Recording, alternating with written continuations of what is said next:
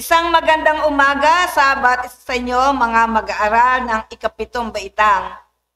Nawa ay nasa mabuti kayong kalagayan kasama ng inyong mga mahal sa buhay at handa sa ating pag-aaral sa oras na ito. Tayo ay magpapatuloy sa ating aralin 10 na pinasimulan natin noong nakaraang linggo na may titulong Hierarkiya ng Pagpapahalaga.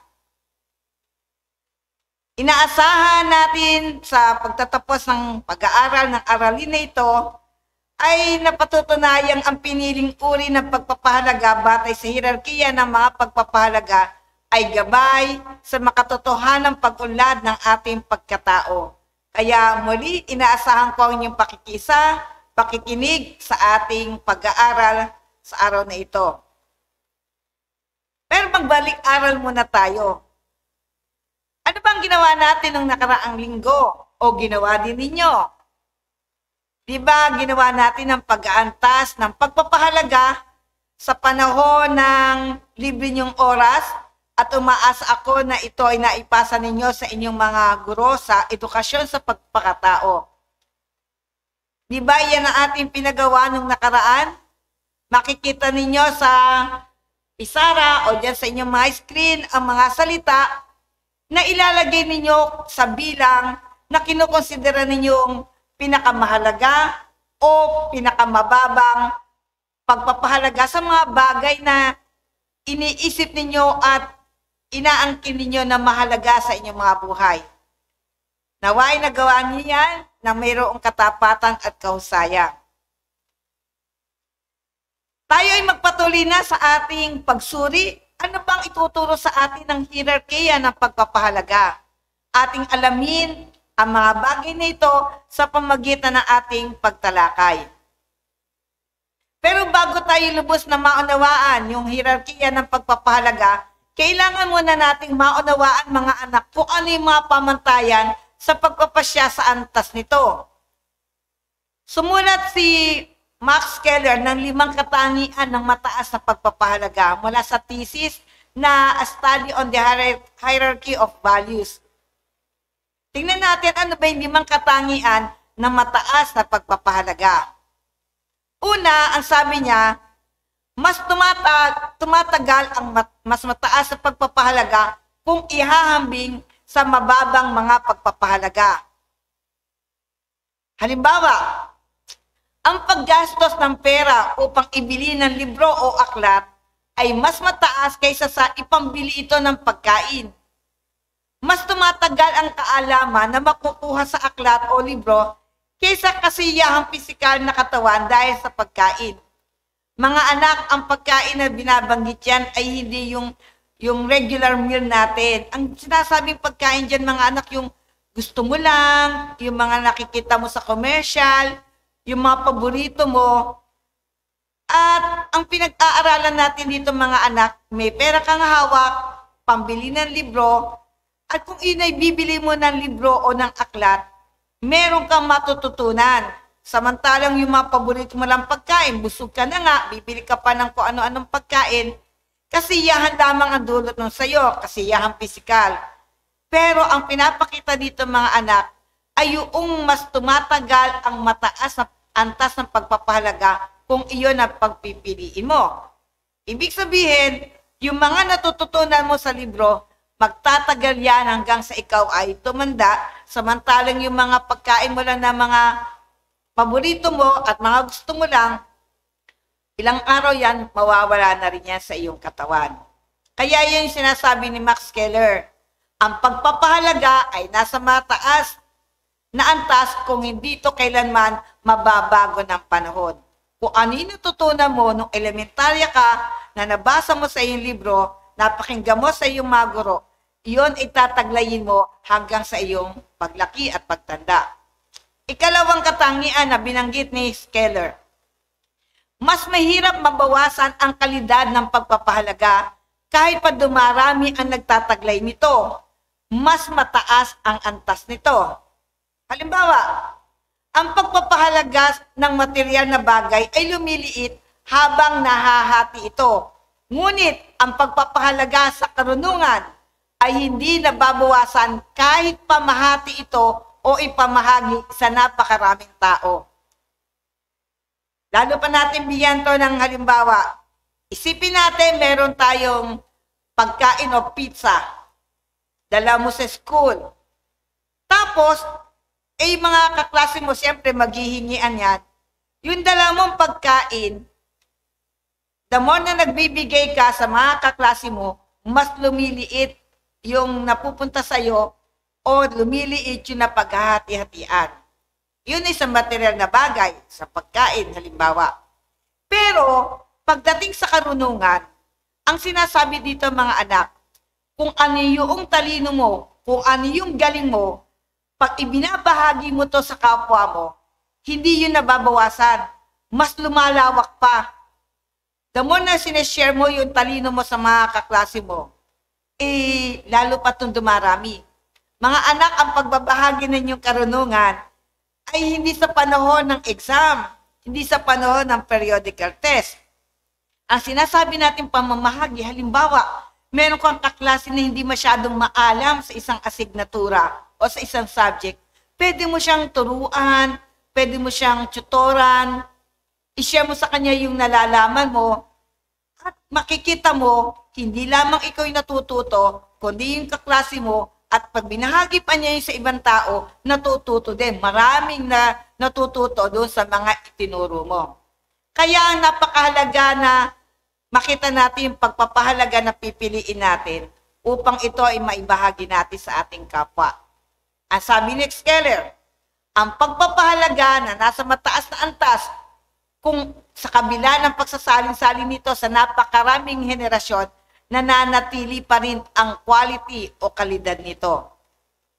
Ikatlong katangian, mataas ang antas ng pagpapahalaga kung ito ay lumilikha ng iba pang mga pagpapahalaga. Ito ay nagiging batayan ng iba pang mga pagpapahalaga. Halimbawa, ang isang tao na nagtatrabaho sa ibang bansa na tinitiis ang lungkot, pangungulila at labis na pagod upang kumita ng sapat na salapi, ginagawa niya ito upang mapagtapos ang pag-aaral ng kanyang anak. Marahil iba sa inyo makaka-relate dito, may mga magulang kayo, ama, ina na nasa ibang bansa at nagtatrabaho doon upang kayo ay mabigyan ng magandang kinabukasan. Tinitiis nila yung kanilang lungkot, yung pananabik nila sa inyo dahil naiisip nila na mahalaga na kayo ay kanilang mapag-aral. Para kay Keller, ang sabi niya, mas mataas na pagpapahalaga ang magpagtapos ang kanyang anak sa pag-aaral kaysa sa kanyang pagsasakripisyo at pagod. Nakita natin, mahalagang kumita ng pera, mahalaga makapagtrabaho, pero mas nakita nila, mas mahalaga na makapagtapos kayo na kanilang mga anak. Sa kabila yun na magpagsasakripisyo at pagod na kanilang nararanasan. Ikaapat, may likas na kaugnayan ng antas sa pagpapahalaga at ang lalim ng kasiyahang nagdarama sa pagkamit nito. Sa madaling salita, mas malalim ang kasiyahan na darama sa pagkamit ng pagpapahalaga, mas mataas ang antas nito. Halimbawa, mas malalim ang kasiyahan ng pagsali sa isang prayer meeting kaysa sa paglalaro ng basketball. Maraming nararanasan, lalo na sa panahon ngayon, mas nararanasan nila na masaya sila sa pagsali sa mga cell group, prayer meeting, pagsali sa choir, kaysa yung paglalaro ng basketball kasi iba yung nararamdaman nilang kasiyahan. Panglima, ang isang pagpapahalaga ay nasa mataas na antas kung hindi ito nakabatay sa organismong nakararamdam nito. Isang halimbawa mga anak dito ay si Rosel Ambubuyog, ang kauna-unahang bulag na nag-aral sa Ateneo University na nakakuha ng pinakamataas na karangalan bilang summa cum laude sa kursong BS Mathematics.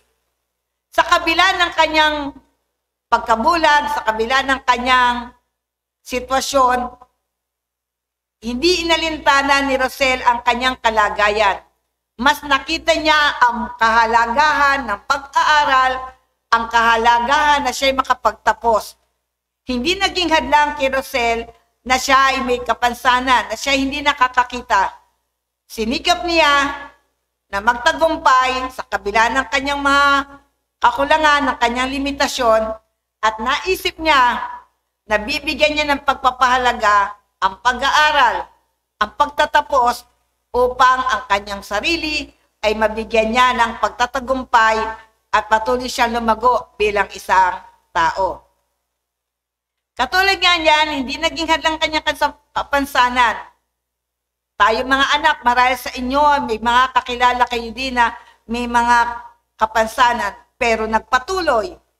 Eh di lalo na siguro tayong buo ang ating katawan, buo ang ating pisikal. Magsikap na mag-aral, katulad ng halimbawa na ginawa ni Rosel at ng iba pa nating mga kakilala.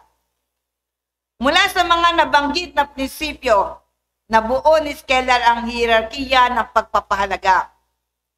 Tinawag niya ito na Ordo Amoris o Order of the Heart.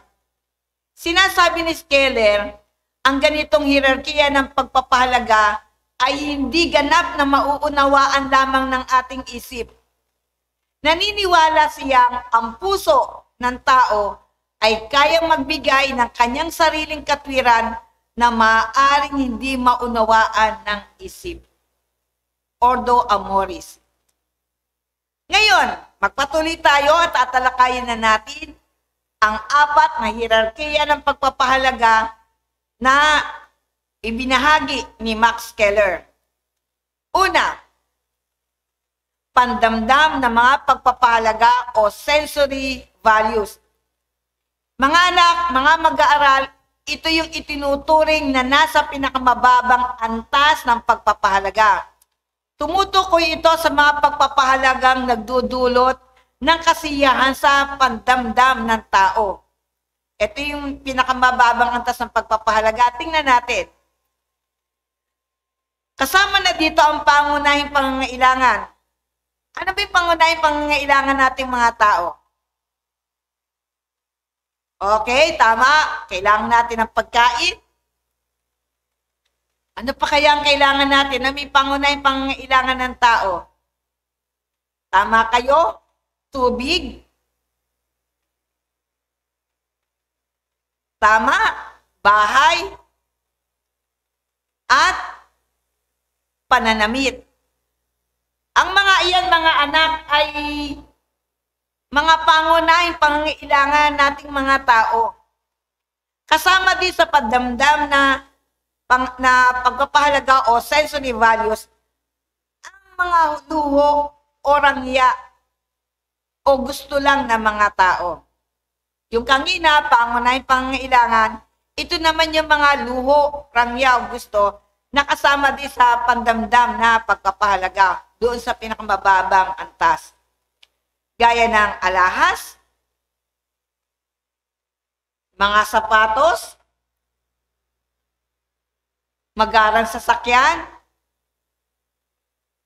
gadgets, at mga bags. Ang mga iyan ay mga luho o rangya gusto natin. Mabubuhay tayo nang wala iyan at patuloy tayong magiging mabuting tao kahit wala tayong taglay ng mga iyan. Hindi katulad ng pangunahing pangangailangan, mahalaga yun sa atin upang tayo patuloy na mabuhay. Darako tayo ngayon sa ikalawang uri o hierarkiya ng pagpapahalaga, ang pambuhay na pagpapahalaga o vital values. Ito ay ang mga pagpapahalagang may kinalaman sa mabuting kalagayan ng buhay. Hindi lamang malusog tayo, kundi ito yung may kinalaman sa mabuti nating kalagayan bilang mga tao o well-being. Tingnan natin.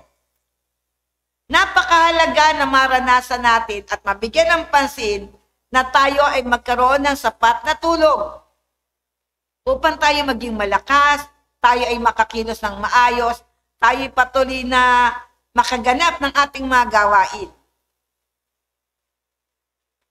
Pagkain ng masustansyang pagkain.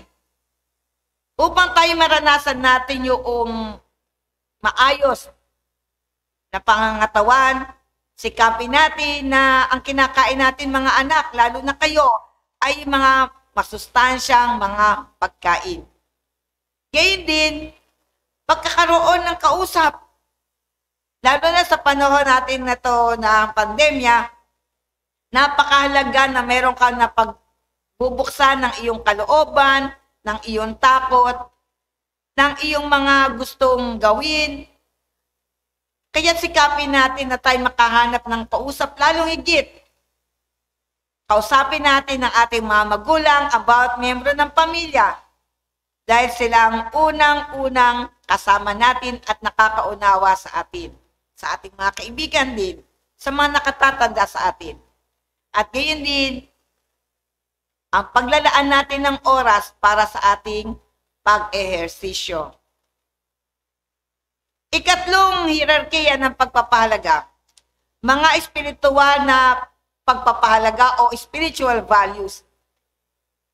Ang spiritual values o spiritual na pagpapahalaga ay may tuturing na mas mataas ang pagpapahalaga nito kaysa sa dalawang unang nabanggit. Mas mataas siya sa pandamdam na pagpapahalaga at saka sa pambuhay na pagpapahalaga. Ang pagpapahalagang ito ay tumutukoy sa mga pagpapahalagang para sa kabutihan, hindi ng sarili, kundi ng mas nakararami. May tatlong uri ng pagpapahalagang ito ayon sa aklat ng Problems of the Sociology of Knowledge na isinulat ni Max Keller. Mga pagpapahalagang pangkagandahan, pagpapahalaga sa katarungan, pagpapahalaga sa ganap na pagkilala sa katotohanan. Iyan ay nakapaloob sa mga espiritual na pagpapahalaga na hindi lamang sarili natin ang iniisip natin, yung kabutihan natin, kundi ng ating mga kapwa. Ikaapat at huli, banal na pagpapahalaga o holy values. Ito ang pinakamataas sa lahat ng antas ng mga pagpapahalaga.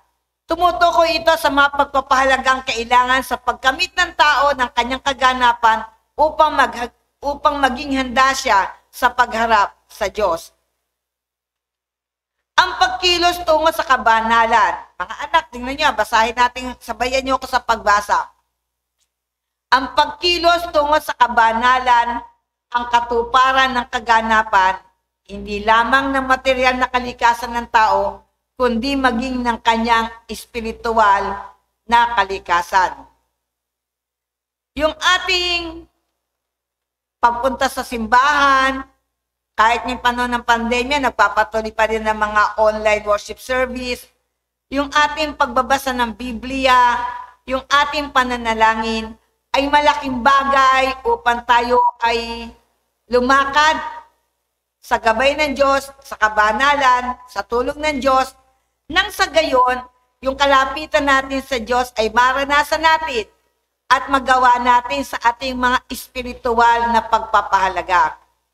Mas lalo kang lumalapit sa Diyos, mas nakikita mo ang sarili mo na handa kang tumulong sa iyong kapwa dahil meron ka rin pagpapahalaga sa iyong kapwa-tao. Ang paghanap natin sa Diyos ay pinaghahandaan, kaya napakahalaga ang banal na pagpapahalaga o holy values sa pagdating ng panahon, handa tayo sa pagharap sa Diyos. Ayon kay Keller, ang moral na kilos ay nagaganap kung ang isang tao ay pumipili ng isang pagpapahalaga kapalit ng isa pang pagpapahalaga. Ang paghuhusga sa pagiging mabuti o masama ng kilos ng tao ay nakasalalay sa pagpili ng pahahalagahan. Sa mga gawaing matuturing ng sariling konsensya bilang mabuti, nakikita na mas pinipili ang mataas sa pagpapahalaga kaysa sa mababang pagpapahalaga o positibong pagpapahalaga kaysa sa negatibong pagpapahalaga. Sa kabilang banda, may tuturing na masama ang isang gawain kung mas piniling gawin ang mas mababa kaysa sa mataas na pagpapahalaga. o negatibong pagpapahalaga, pinili mo yung negatibong pagpapahalaga kaysa sa positibong pagpapahalaga. Tingnan natin ang mga binigay na halimbawa dyan. Lalo na sa inyong mga kabataan, di ba? Minsan curious kayo yung paninigarilyo. Sa mga kabataan na sumubok manigarilyo, sabi nila, ibang kasiyahan daw yung nararanasan nila at feeling nila, kabilang sila doon sa isang grupo, marami sila nagiging kaibigan. Yung kasiyahan nila, yun yung pinapahalagahan nila. Pero, di ba, higit dapat nating pahalagahan na magkaroon tayo ng malusog na pangangatawan? Dahil unang-una, ang templo, ang katawan natin, ang sinasabing templo ng Diyos. Kaya iniingatan natin to. Mahalagang may kaibigan ka, mahalagang bilong ka sa kanila. Pero mas makikita natin na pahalagahan natin, mas bibigyang pahalagahan natin ang pagkakaroon ng isang malusog at maayos na pangangatawan. Pangalawang halimbawa, mahalaga sa atin na magkaroon ng mataas na grade. Ayaw natin bumagsak, ayaw natin na mababa ang ating grado. Kung kaya't dumarating sa punto na ikaw ay nangongopya, nagpapakopya. Dahil ang pakiramdam mo, makakatulong ka sa iyong kapwa. Pero, hindi ba higit na mas mataas na antas ang pagpapahalaga kung paiiralin mo ang katapatan? Sabi kanina, mababang pagpapahalaga kung negatibong pagpapahalaga ang gagawin mo, kung masama ang iyong gagawin. Sa usapin ng katapatan, higit itong mataas na pagpapahalaga kaysa sa pagkakaroon ng isang grado dulot ng pagkokopyahan at pagpapakopya. Gayun din naman, isang halimbawa din ang binigay. Si Rona Mahilum. May 26 of 1996, isang sunog sa Negros Occidental ang nangyari. Si Rona, mahal niya ang kanyang sarili, pinapahalagahan niya ang kanyang sarili, ngunit mas binigyan niya ng mataas na pagpapahalaga ang kaligtasan ng kanyang mga kapatid na lalaki at babae. Isa-isa niyang nilabas ang kanyang mga kapatid mula sa nasusunog nilang bahay. At sa kabila ng kanyang pagkapaso, ng kanyang pagkasunog, patuloy pa rin niyang inaapula o pinapatay yung apoy sa pamagitan ng tubig na nagmumula doon sa isang balon. Ang kabutihan ng kanyang kapwa ang kanyang naranasan, ang kanyang binigyan ng pansin, higit sa kanyang sarili. Mga anak, yan ay mga halimbawa lamang ng pagpili natin sa mas mataas na pagpapahalaga. Tandaan natin, ang pananaig ng paggawa ng mabuti. Ibig sabihin, nangangahulugan ito ng pagpili ng mas mataas na mga pagpapahalaga laban sa masama, ang nakapagpapataas sa pagkatao ng tao. Ang pananaig ng paggawa ng mabuti, ang nakapagpapataas sa pagkatao ng tao. Ngayon naman, ano ang naunawaan mo sa ating tinalakay? Atin itong pagyamanin. Upang masubok ang lalim ng iyong naunawaan, sagutin mo ang sumusunod na tanong sa iyong kwaderno. Tanong bilang 1. Sa ano-anong antas na bibilang ang iyong mga pinapahalagahan? Sa ano-anong antas na bibilang ang iyong mga pinahahalagahan? Ikalawang tanong, saan nakasalalay ang pagbuo ng pagkatao ng tao at pagkamit ng mataas na mga pagpapahalaga? Saan nakasalalay ang pagbuo ng pagkatao ng tao at pagkamit ng mataas na mga pagpapahalaga? Ipaliwanag yan, mga anak. Pangatlong tanong, bakit mahalagang ibatay ang isasagawang pamimili ng pahalagahan sa hierarkiya ng pagpapahalaga? Bakit mahalagang ibatay ang isasagawang pamimili ng pahalagahan sa hierarkiya ng pagpapahalaga? Ikaapat, paano mo masasabing ang isang pagpapahalaga ay mataas kaysa sa iba pang pagpapahalaga? Paano mo masasabing ang isang pagpapahalaga ay mataas kaysa sa isa pang pagpapahalaga? At panghuling tanong na inyong sasagutin sa inyong kwaderno, sa gagawing kilos ng tao, bakit kailangang piliin ang pagpapahalaga na nasa mas mataas na antas kaysa sa pagpapahalaga na nasa mababang antas? Sa gagawing kilos ng tao, bakit kailangang piliin ang pagpapahalaga na nasa mas mataas na antas kaysa sa pagpapahalaga na nasa mababang antas? Yan mga anak ay 5 katanungan na inyong sasagutin at naway makibahagi kayo sa talakayan sa inyong follow-up discussion. Muli, maraming salamat sa inyo. Magandang buhay at pagiging mabuting tao ang hangad namin para sa inyo, grade 7 students. Ang pagpapala at pag-iingat ng Diyos ang sumaatin nawan lahat. Paalam!